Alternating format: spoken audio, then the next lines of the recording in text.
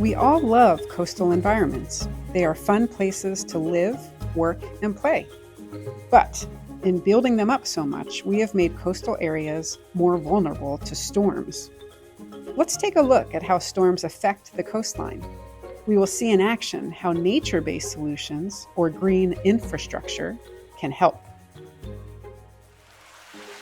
During this storm, the rainwater forms puddles everywhere, even on the rooftops. Look at the nasty pollution shooting out from the storm drain.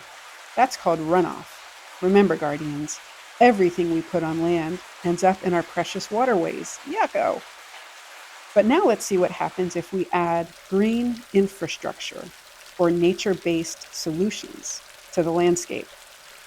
The gardens on the rooftops and the grasses and flowers lining the sidewalk soak up the rain.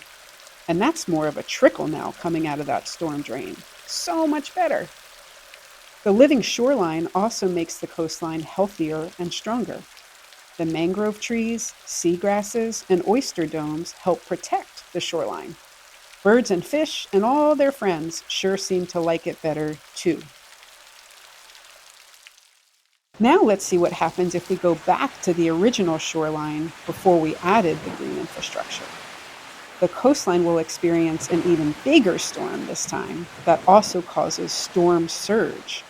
Storm surge is a rise in sea level caused by wind that pushes water in towards the shoreline.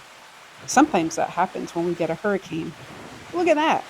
The rain forms puddles that stay on land and water shoots out of the drain like last time. We also see waves slamming into the seawall and spilling over it. Looks dangerous. Now let's add the living shoreline back in and see what happens. Much better, right? This stronger coastline is much more resilient to the storm. It looks prettier, provides habitat for animals, and dampens that incoming wave energy. Green infrastructure helps protect our coastlines. That's the bottom line.